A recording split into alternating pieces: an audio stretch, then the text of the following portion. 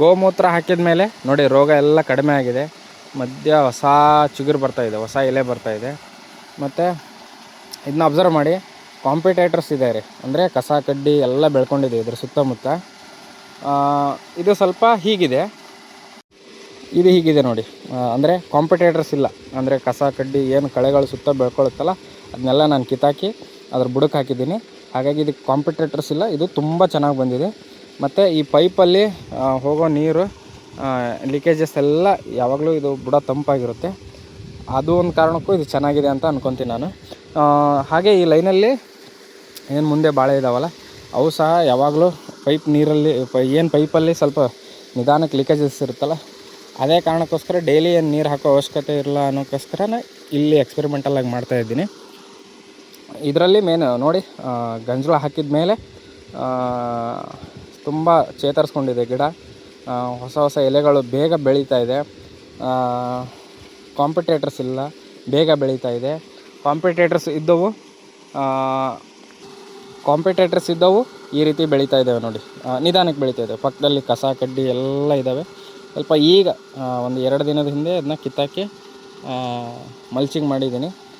Competitors ಇದ್ದಿದ್ವು ಸ್ವಲ್ಪ ನಿಧಾನಕ್ಕೆ ಬೆಳೀತೆ. ಇದೇ ನಿಮಗೆ ನ್ಯಾಚುರಲ್ ಫಾರ್ಮಿಂಗಿಗೂ ಮತ್ತು ಸಾವಯವ ಕೃಷಿಗೂ ಇರೋ ವ್ಯತ್ಯಾಸ. ನೈಸರ್ಗಿಕ ಅಂದರೆ ಹಾಗೆ ಬಿಟ್ಟುಬಿಡ್ತಾರೆ, ಅದು ಯಾವಾಗಾದರೂ ಬೆಳ್ಕೊಳ್ಳಿ, ನಮ್ಗೆ ಯಾವಾಗಾದರೂ ಹಣ್ಣು ಕೊಡಲಿ ಅಂತ. ಬಟ್ ನೈಸರ್ಗಿಕ ಕೃಷಿ ಸಾವಯವದಲ್ಲಿ ನಾವು ಸ್ವಲ್ಪ ಕೆಲಸ ಮಾಡಬೇಕಾಗುತ್ತೆ, ಕಳೆಗಳನ್ನು ತೆಗಿಬೇಕಾಗುತ್ತೆ, ಸ್ವಲ್ಪ ಗೊಬ್ಬರಗಳನ್ನ ಕೊಡಬೇಕಾಗುತ್ತೆ, ಮೇಲಿಂದ ಮೇಲೆ ಕೊಡಬೇಕಾಗುತ್ತೆ. ಸ್ವಲ್ಪ ಸಾವಯವದಲ್ಲಿ ಖರ್ಚಿರುತ್ತೆ, ಪ್ರಮಾಣ ಕಡಿಮೆ. ಕೆಮಿಕಲ್ ಫಾರ್ಮಿಂಗಿಂತ ಪ್ರಮಾಣ ಕಡಿಮೆ. ನ್ಯಾಚುರಲ್ ಫಾರ್ಮಿಂಗಂತೂ ಆಲ್ಮೋಸ್ಟ್ 0 ಇರುತ್ತೆ. ಜೀವಾಮೃತ 1 ಕೊಡ್ತಾರೆ. ಹಾಗಾಗಿ ನೋಡಿ, ಗಂಜಲ ಕೊಟ್ಟ ಮೇಲೆ ಇಷ್ಟೊಂದು ಬದಲಾವಣೆ ಆಗ್ತಾಯಿದೆ. ಗಿಡ ತುಂಬ ಹೆಲ್ದಿಯಾಗಿ ಬರ್ತಾಯಿದೆ, ಸುಧಾರಿಸ್ಕೊಳ್ಳುತ್ತೆ. ಮತ್ತು ನೆಕ್ಸ್ಟ್ ಅಪ್ಡೇಟ್ ಕೊಡ್ತೀನಿ. ವಿಡಿಯೋನ ಕೊನೆವರೆಗೂ ನೋಡಿ. ಹಾಗೆ ನಮ್ಮ ಚಾನಲ್ನ ಸಬ್ಸ್ಕ್ರೈಬ್ ಮಾಡ್ಕೊಳ್ಳಿ. ಹಲೋ ಫ್ರೆಂಡ್ಸ್, ಎಲ್ರಿಗೂ ನಮಸ್ಕಾರ. ಬೆಳಗಿನ ಶುಭೋದಯ. ಹಾಗೆ ಎಲ್ಲ ಅನ್ನದಾತರಿಗೂ ವಂದನೆಗಳು ತಿಳಿಸ್ತಾ ವಿಡಿಯೋ ಸ್ಟಾರ್ಟ್ ಮಾಡ್ತಾಯಿದ್ದೀನಿ. ಅವೆರಡೂ ನಮ್ಮವು ಏರ್ ಪೈಪು, ಗಾಳಿ ಮುಖಾಂತರ ನೀರು ಬರುತ್ತೆ. ವಿತೌಟ್ ಎಲೆಕ್ಟ್ರಿಸಿಟಿ 24x7 ಅಷ್ಟು ನೀರು ಬರ್ತಾನೆ ಇರುತ್ತೆ. ಆ ನೀರಿಂದನೇ ನಾವು ಧೈರ್ಯ ಮಾಡಿ ಇಷ್ಟೊಂದು 30 ಎಕರೆ ಕಬ್ಬು ಮಾಡಿರೋದು. ಕಬ್ಬು ತುಂಬ ಚೆನ್ನಾಗಿದೆ. ಈ ವಿಡಿಯೋದಲ್ಲಿ ನಾನು ಒಂದು ವಾರ 8 ದಿನದ ಹಿಂದೆ ಇಲ್ಲಿ ನೋಡಿ, ಬಾಳೆಗೆ ಗೋಮೂತ್ರ ಹಾಕಿದ್ದೆ. ನಮ್ಮದು ಏನು ಜವಾರಿ ಆಕಳು ಏನೈತಲ್ಲ ಮನ್ಯಾಗ, ಅದೇ ಹಸುವಿಂದು. ಕ್ಷಮಿಸಿ, ಭಾಷೆ ಸ್ವಲ್ಪ ನಂದು ನಾನು ಉತ್ತರ ಕರ್ನಾಟಕದವನು, ಮಿಕ್ಸ್ ಆಗ್ತಾಯಿರುತ್ತೆ. ನಾನು ವಿಡಿಯೋದಲ್ಲಿ ಎಲ್ರಿಗೂ ಅರ್ಥ ಆಗಲಿ ಅನ್ನೋ ಕಾರಣಕ್ಕೋಸ್ಕರ ಸ್ವಲ್ಪ ಸಾಫ್ಟಾಗಿ ಮಾತಾಡ್ತಾ ಇರ್ತೀನಿ, ಅರ್ಥ ಆಗಲಿ ಅಂತಾನೆ.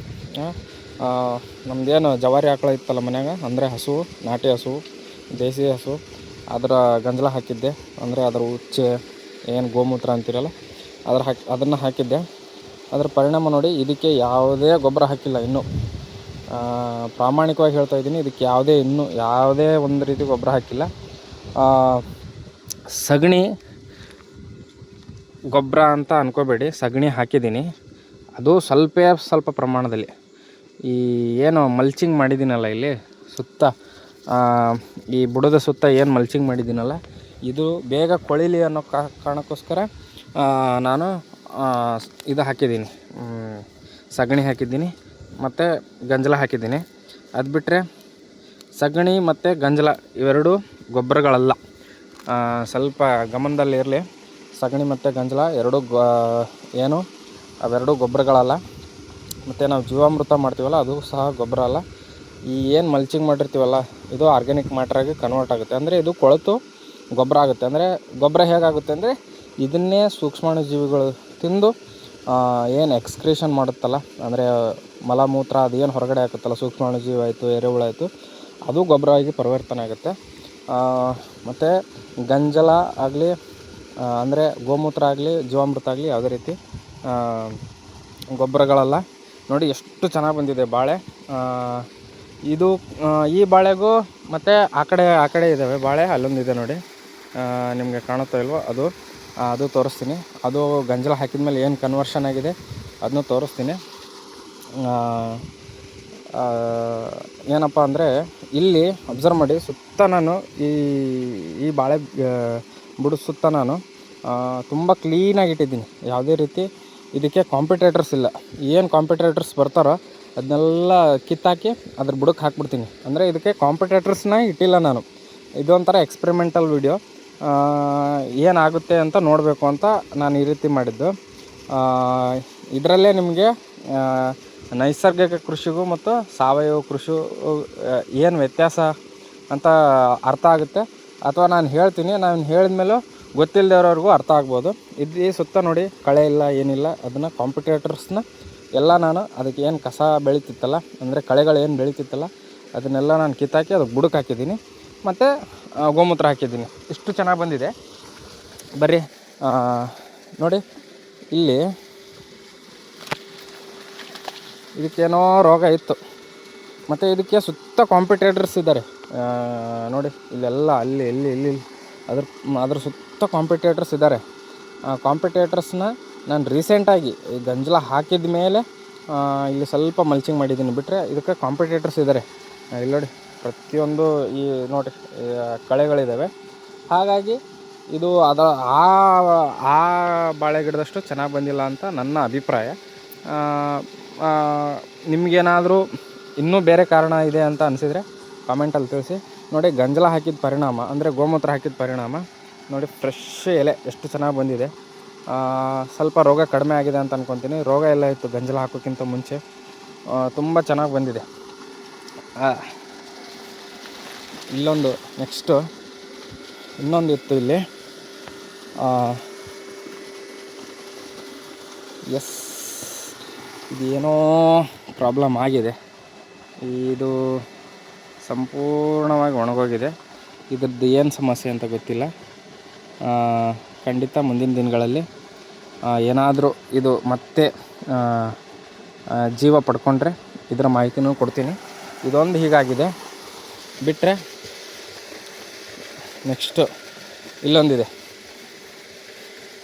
ಒಂದು ವಾರದ ಹಿಂದೆ ನಾನೇನು ಗೋಮೂತ್ರ ಹಾಕಿದ್ದೆ ನೋಡಿ, ಅದರ ಪರಿಣಾಮ ರೋಗ ಕಡಿಮೆ ಆಗ್ತಾಯಿದೆ.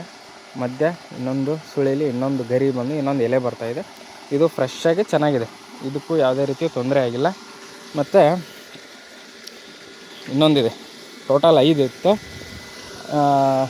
1 2 3 4 ಅಲ್ಲೊಂದು 5 ಇದೆ ನೋಡಿ. ಕಬ್ಬು ಸಹ ನಮ್ಮದು ತುಂಬ ಚೆನ್ನಾಗಿ ಬಂದಿದೆ.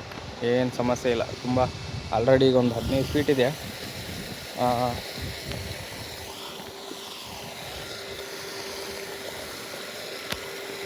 ಈ ಬಾಳೆಗಳನ್ನು ಮಾತ್ರ ನಾನು ನೆಕ್ಸ್ಟು ನಮ್ಮ ಜಮೀನು ಕಂಪ್ಲೀಟಾಗಿ ಬಾಳೆ ಮಾಡಬೇಕು ಅಂತ ಉದ್ದೇಶದಿಂದ, ಒಂದು 5 ಎಕರೆ ಅಥವಾ 6 ಎಕರೆ ಬಾಳೆ ಮಾಡಬೇಕು ಅನ್ನೋ ಉದ್ದೇಶದಿಂದ ನಾನು ಎಕ್ಸ್ಪೆರಿಮೆಂಟಲ್ಲಾಗಿ ಬಾಳೆ ಮಾಡ್ತಾಯಿದ್ದೀನಿ. ಇದು ಸಹ ಏನು ಚೇತರಿಸ್ಕೊತಾ ಇದೆ ಅಂತ ಅನ್ನಿಸ್ತಾ ಇದೆ. ಬಟ್ ನೋಡೋಣ, ಅಷ್ಟೊಂದು ನಿಖರವಾಗಿ ಹೇಳೋಕ್ಕೆ ಸಾಧ್ಯ ಇಲ್ಲ. ಬಹುಶಃ ಸುಧಾರಿಸ್ಕೋಬಹುದು. ನೋಡೋಣ. 3 ಮಾತ್ರ ತುಂಬ ಚೆನ್ನಾಗಿ ಸುಧಾರಿಸ್ಕೊಂಡಿದೆ. ಇದು ಸುಧಾರಿಸ್ಕೊಳ್ಳುತ್ತೆ ಅಂತ ನನ್ನ ಅಭಿಪ್ರಾಯ ಇದೆ. ನೋಡೋಣ ಏನಾಗುತ್ತೆ ಅಂತ ನೋಡೋಣ.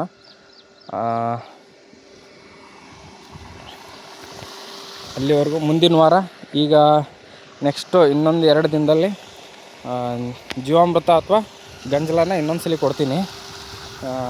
ಕೊಟ್ಟಾದಮೇಲೆ ಮತ್ತೆ ಏನು ಚೇಂಜ್ ಆಗುತ್ತೆ ಅಂತ ವಾರ ಅಪ್ಡೇಟ್ ಕೊಡ್ತಾ ಇರ್ತೀನಿ. ನೀವು ನಮ್ಮ ಚಾನಲ್ನ ಸಬ್ಸ್ಕ್ರೈಬ್ ಮಾಡಿಕೊಂಡ್ರೆ ಅದರ ಮಾಹಿತಿ ನಾನು ಪ್ರಾಮಾಣಿಕವಾಗಿ ತಿಳಿಸ್ತಾ ಇರ್ತೀನಿ.